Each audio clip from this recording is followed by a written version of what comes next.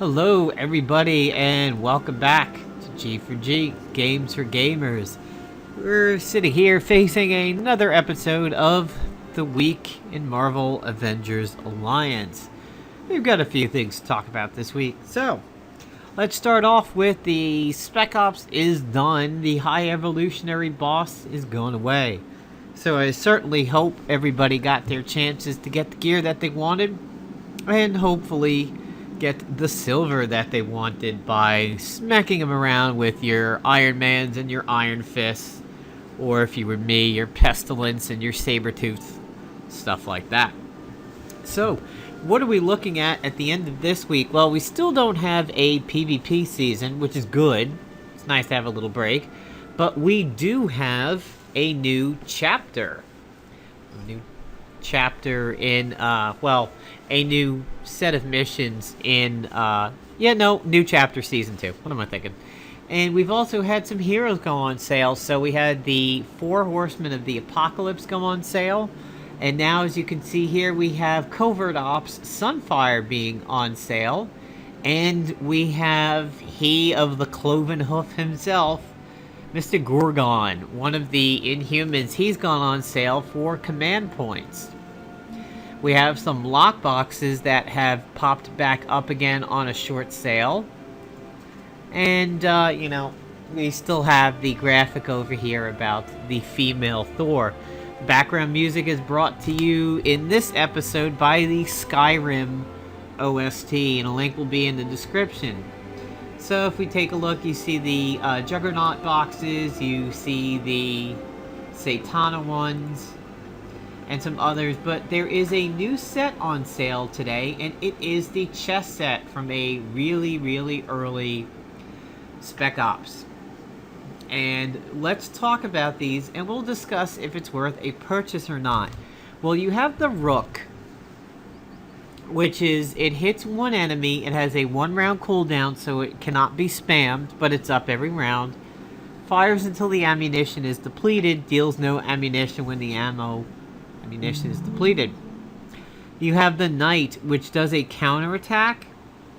It protects allies from single target attacks, and it causes radiation exposure. No cooldown, melee slashing. So right now, as you can see, the Rook has got some really nice top-end damage. It's not tech, but it is energy. We have the Bishop. The Bishop counterattack. Counters single target attacks. Grants 1 Rook ammo and restores stamina when countering. It also restores, so this one is not one of these like Cosmic Cardinal ones, even though it looks it. You can actually use the Bishop, but the Bishop is tech, so Mystic can shut it down. It has low top end damage, but it basically helps keep the Rook going. Then you have the Pawn.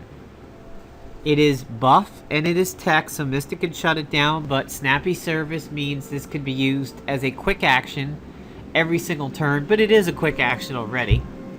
Defensive Experiment increases defense when attacked. It causes Rook ammunition, and causes a shield. So as you can see, the set works really piecemeal over here. They have no synergy with themselves at all. However, they obviously all, well, 3 of them bounce into the Rook a little bit over there.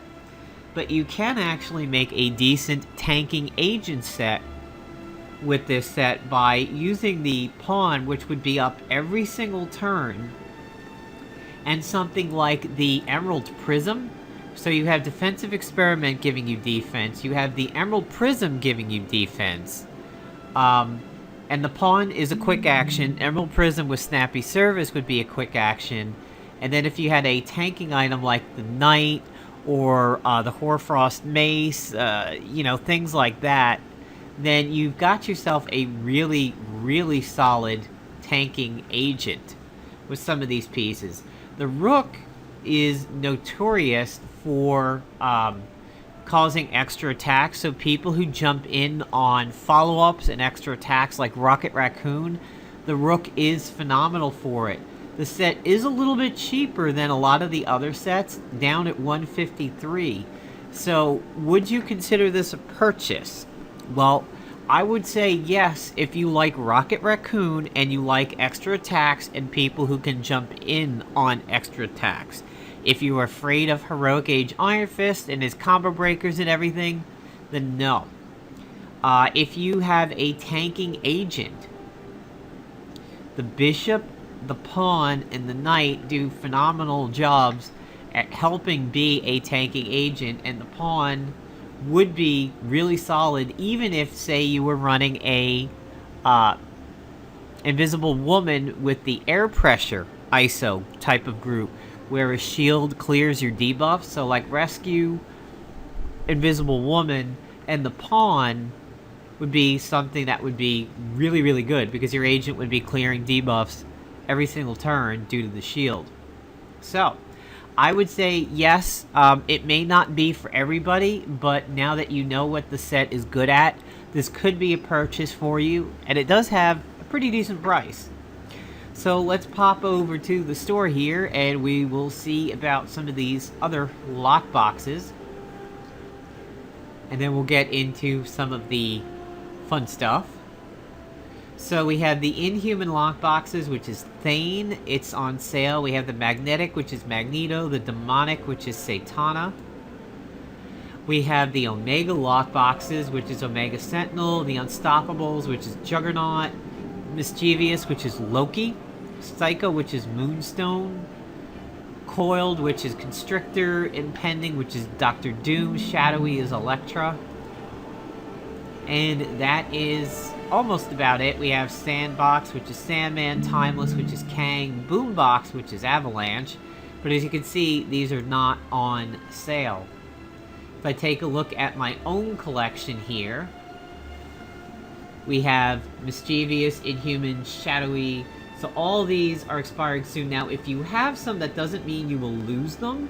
It just means you cannot purchase them anymore. But Timeless, Boombox, Sandbox, Mimetic, which is Taskmaster, Impending, and Psycho are the ones that are not expiring. So let me actually go ahead and get another 10 from my Kangs over here.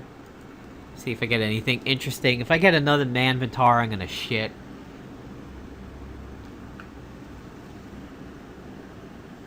Yay, sweet, not another Manvitara.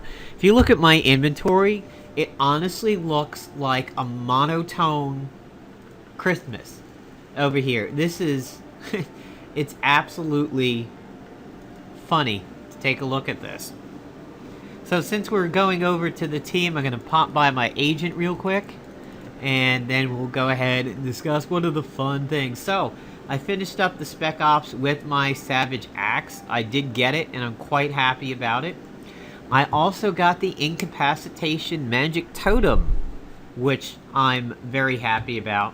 And I also got the Cybernetic items. Yeah, so there's a Cybernetic Blaster, there's the Glaive, there's a Manvitara.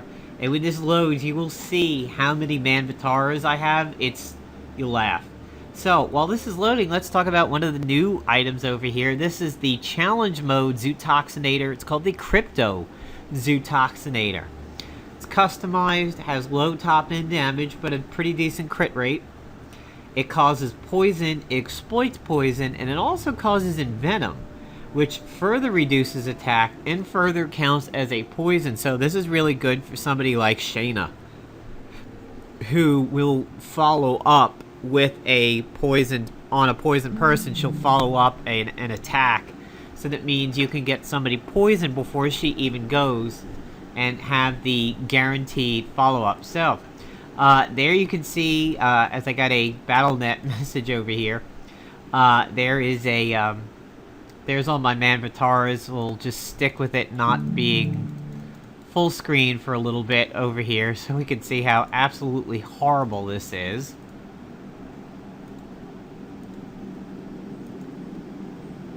Look at that. Look at all those Manvitaras. That's just like, it looks like a moon on a stick. I just have a bunch of green moons on sticks. And there is my Blaster. There's my Glaive. There's another Blaster. There's the Incapacitation Totem, the Savage Totem. That should work good with Medusa. Managed to get a Splinter of Night. Managed to get a level 305 Spirit Edge from one of the deploys. And there's, of course, my favorite cybernetic blade, cannon, another glaive, the nascent one. So, supposedly the cybernetic blade's taken a bit of a nerf. I don't know if you AoE people down now, if you will wind up spamming the blade as a follow-up attack. I'd be really sad if that was gone. So, let's see what we've got here. So from the Spec Ops, my Khazar is now a 12, fresh 12. My Kang is a fresh 10. I do find leveling him a little bit of a chore, but now that I can do what I had said in the early look video, which is to start off with a blast, shift into the out of time mode, chrono shield, and then time stream burst, he works really, really well. And he actually survived a boss rush by himself about halfway through and lived until the end. So here's my classic Khazar. I haven't ISO'd him yet, but I would be doing the typical scrapper ISO over there. I've got my Medusa training, and the reason why she's training as an infiltrator and not like a tactician or a blaster is because of this guy, Gorgon. So I've got him at level 5, and I have been loving him. I have been enjoying him as much as Khazar, and that sounds really creepy, so don't use that against me, but he kind of looks like a masked evil version of Hercules with Satan hooves, and he's really, really good. He has intensive training. Rising Up applied to all allies at the beginning of their turn. Remember, Rising Up has changed a little bit to be kind of random. All other Inhumans, which is currently Blackbolt and Medusa, and eventually Karnak. It'll be nice to see if they give us Lockheed. And Intimidating Presence. 40% chance to apply Intimidated and Demoralized to all enemies before any action. And all Inhumans become immune to Dizzy, Exposed, Slowed, and Weakened, which I believe are the pressure point debuffs. He is sort of like a Avalanche meets Captain Britain. And he does not have a lot of the weaknesses that Avalanche has. So, what do I mean by that? Well, if we look at it, Avalanche, Ground Sonic, Sonic Ranged, Sonic, Ground. He has no other classification other than Grounded Sonic. So, even though this is kind of a melee ability, you can't use the good Scrapper ISOs with him because of that. If we look over here at Gorgon, he actually counts as unarmed. So he's ground unarmed, melee unarmed, melee unarmed. So he works really, really well with all of the combo setup type things. And I'll show you a team up that I've been using for him in terms of leveling. I happen to have a quest to use Juggernaut in combat. And as you can see here, it has been completed. I'm on this step over here. I got 2 more challenge modes to go. I need to find 2 more of these Hydra Adjudicators, so I've got some of the worst ones ahead of me, like the Scotty Score Challenge. And Gorgon was up for 90 control points. And here is the new chapter, Crest of the Way, which is Chapter 7, Season 2. I've got the task, everything else pretty much done, except for this one on challenge mode and this one. And, you can see the deploys are done, the incursions are done, the heroics are done. They weren't too bad. They were, you know, fairly decent difficulty. The Valkyrie Heimdall one was one of the ones that sucked for me. Mostly because who's really keeping their Valkyrie up to date? I mean, Heimdall, yeah, I can see that, but my Valkyrie definitely needed a little bit of work. So I'm going to pop into the mission here, and I'll show you a really nice team up that I've been using with Gorgon. So of course he's got good synergy with the other Inhumans, because they get to share those buffs, or lack of debuffs, really. And let's get us a... Okay, so this battle will be pretty solid, even though it's not featuring any scrappers, which kind of sucks, but let's go for it. So here we have Gorgon, we have Juggernaut, so I'm a little bruiser heavy, which is okay.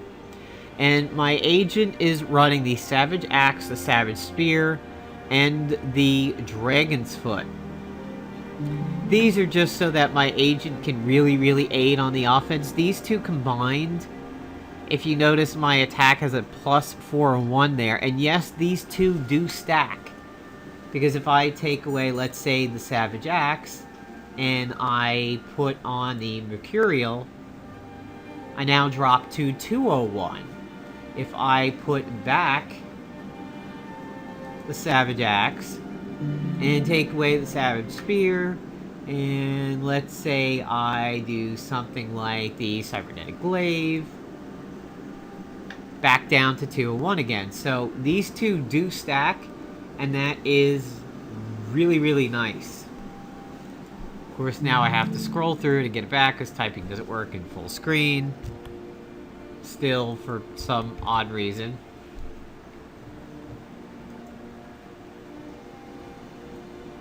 It should be around here somewhere. Mark of the Brotherhood, cuff. And mouse is locked up, just great. Love that that happens right in the middle of a video. It's pretty easy. I just have to unplug and replug the thing and it winds up resetting itself.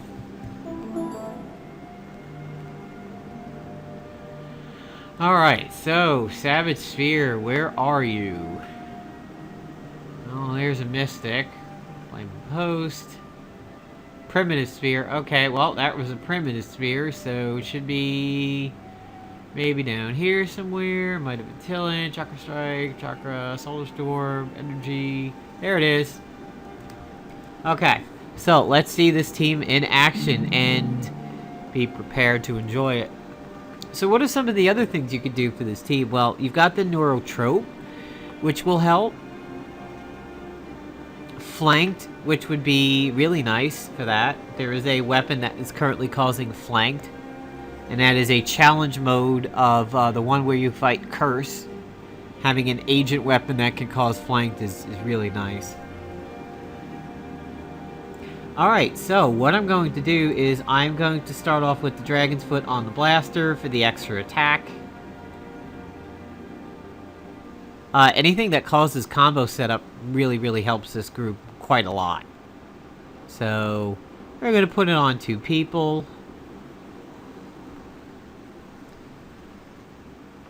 And there's the follow-up for Dragon's Foot, which is really nice. So we'll have Juggernaut do a Surge of Sidorak. And let's gain some momentum by punching the Hunter in his face. Oh, wow, the Flashbang stunned Gorgon. What a douche. Alright, we'll get some health back from the Light Fantastic. And now, we will go ahead, get the extra turn again. Spread the combo love.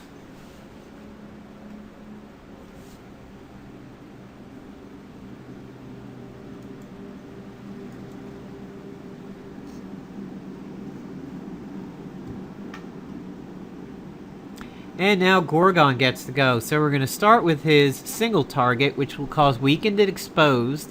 And he will get wind up. There goes his intimidating presence.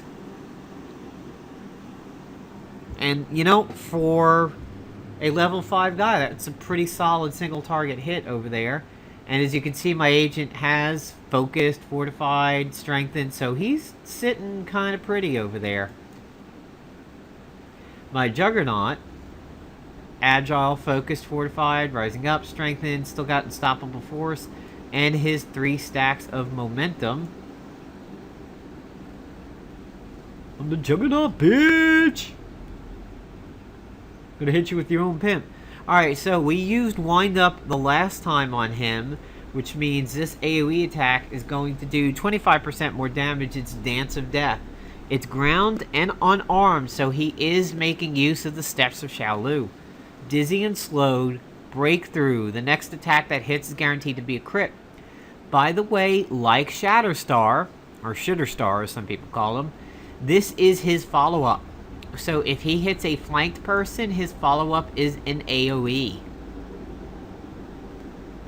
And it's always kind of cool when somebody's follow-up or counter is an AoE attack.